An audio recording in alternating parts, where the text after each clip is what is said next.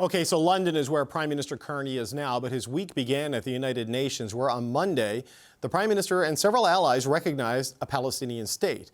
And today, the week ended with Israeli Prime Minister Benjamin Netanyahu making a forceful rejection of that move.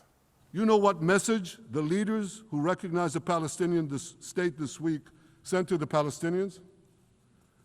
It's a very clear message. Murdering Jews pays off.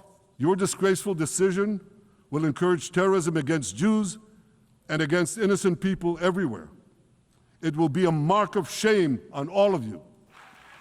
Now, as Netanyahu began his address at the UN General Assembly this morning, dozens of delegates streamed out of the chamber in protest. Canada's officials were not involved in that walkout.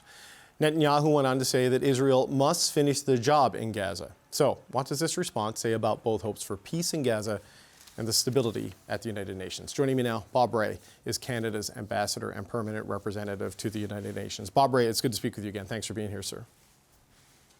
Good to be with you. Quite the speech from Benjamin Netanyahu today. He said that Canada, by recognizing a Palestinian state, this country and its allies sent a clear message that murdering Jews pays off. How do you respond to what he said?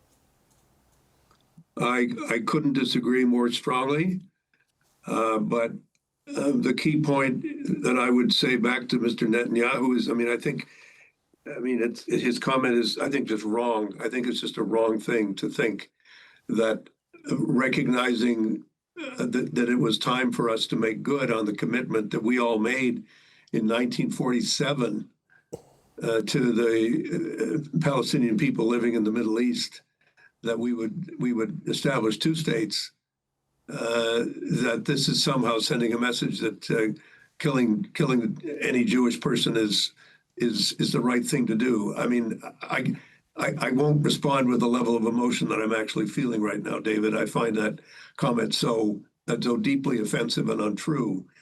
But the key point to say to Mr. Netanyahu is, okay, you're rejecting a Palestinian state. You're saying that any Palestinian state would be a haven for terrorists, and you're never going to allow them to form a state.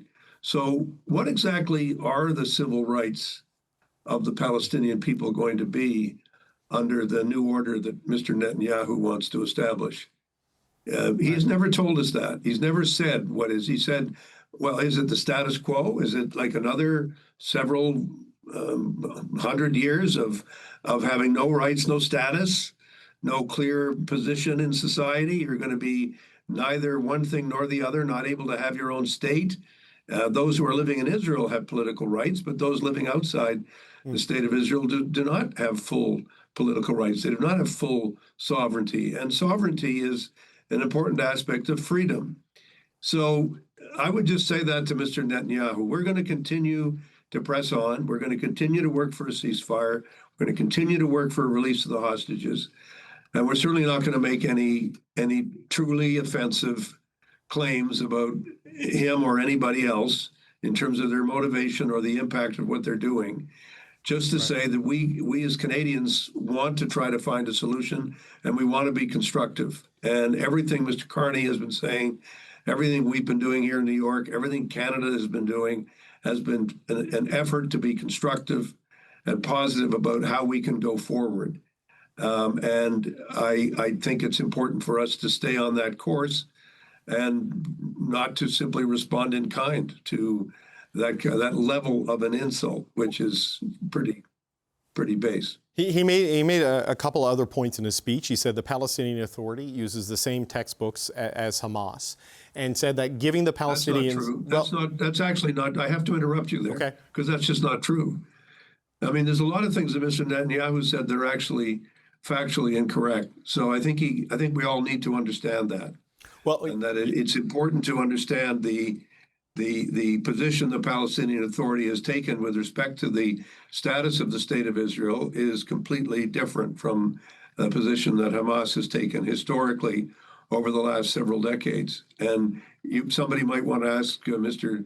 Netanyahu why he was allowing the funneling of money into the support of Hamas if he thought they were such a terrible organization. We think they're terrible. We've listed them as a terrorist organization, and we're quite right to do so.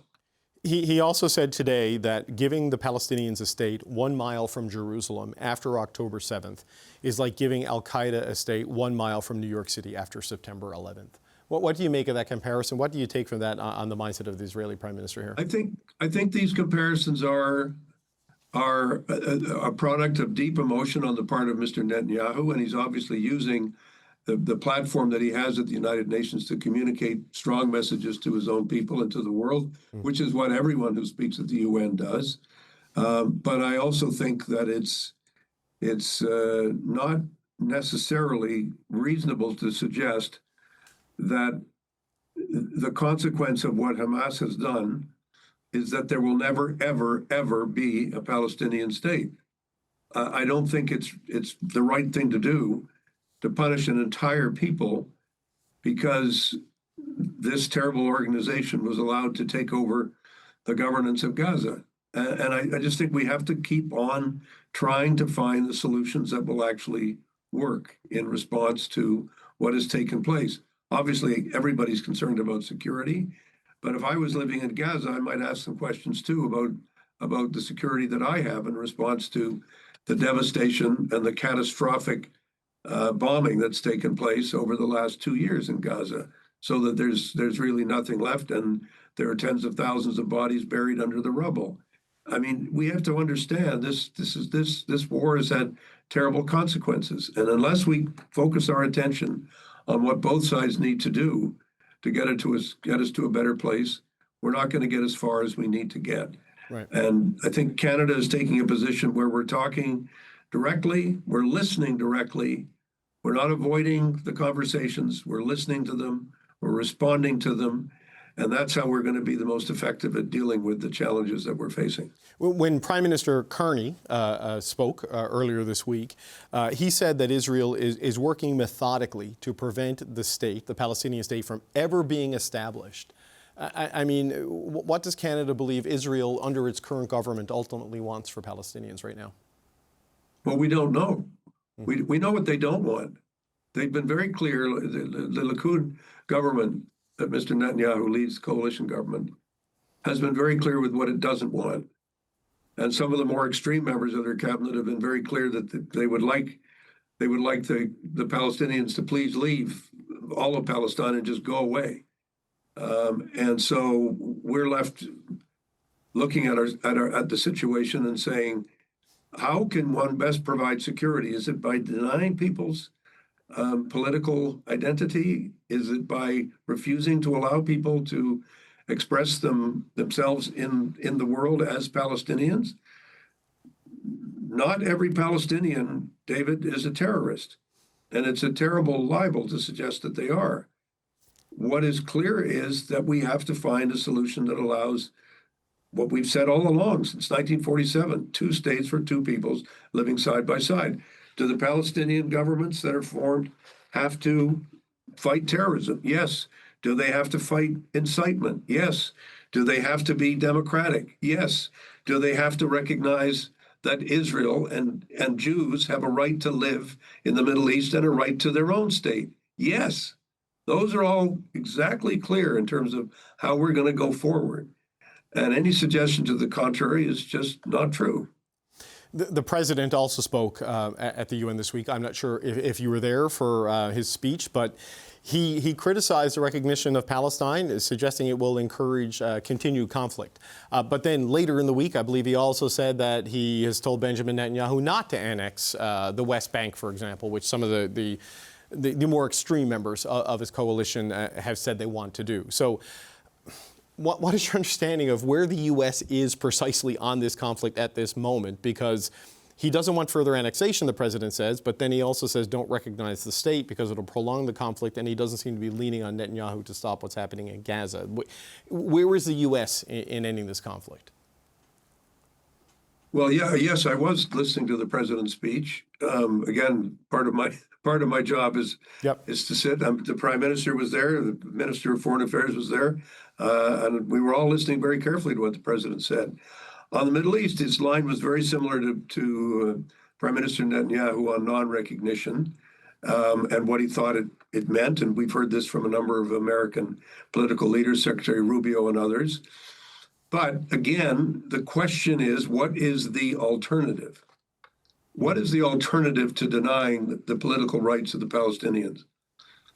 Is it further oppression forever? Is it living in a state of another country occupying your territory, or is it being forced out by displacement, or is it saying, well, we will use our numbers to replace the Israeli state and get rid of them? No, I mean, none of those things work. None of those things work, which is why we keep coming back to the state as the part of the approach that needs to be taken. It's not perfect, but it certainly beats the alternatives, all of which are offensive under international law, unworkable, and would provide zero security to Israel. Obviously, I would have thought that people would be saying, well, the situation which allowed Hamas to grow and to thrive and to oppress their own people and then to attack Israel is a situation which we must end. And that to me means saying we must allow for the creation of a democratic Palestine that has clear borders and boundaries, where Israel has clear borders and boundaries. That provides more long-term security and more short-term security to Israel than any of the so-called solutions that are being proposed by Mr. Netanyahu.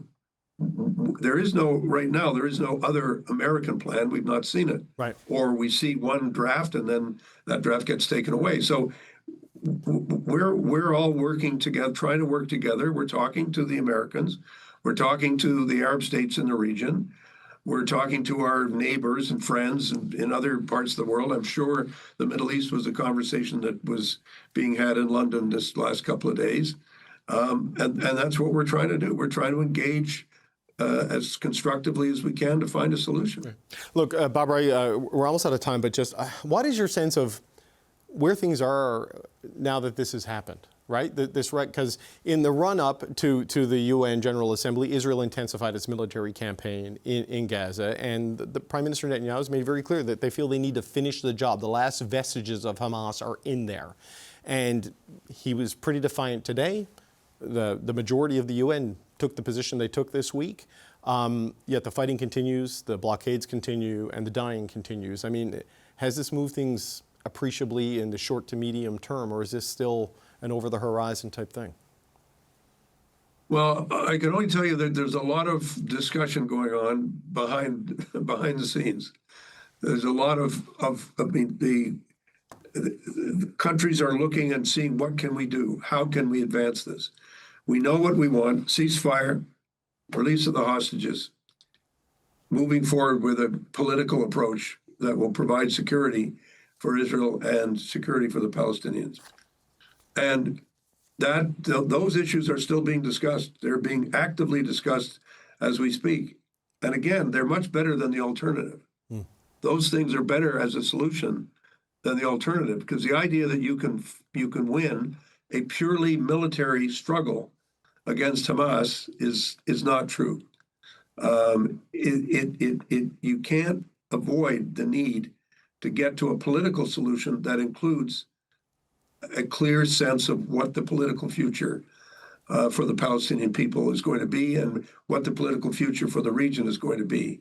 And I think that's where everyone needs to understand that without a resolution of the Palestinian conflict in a successful way, there will not be the kind of peace that Mr. Netanyahu talked about today, where all the countries in the region come to him and say, let's make a deal. That ain't going to happen until there is some recognition of the rights of the Palestinian people and the capacity of the Palestinian people to be able to create a state and be able to take their place at the United Nations and take their place in the world. I honestly believe that you will not find a lasting solution until that happens. Bob Ray, we always appreciate the time. Thank you, sir. That's Bob Ray, Canada's ambassador Good to talk to you. and permanent representative to the United Nations. Thank you, sir.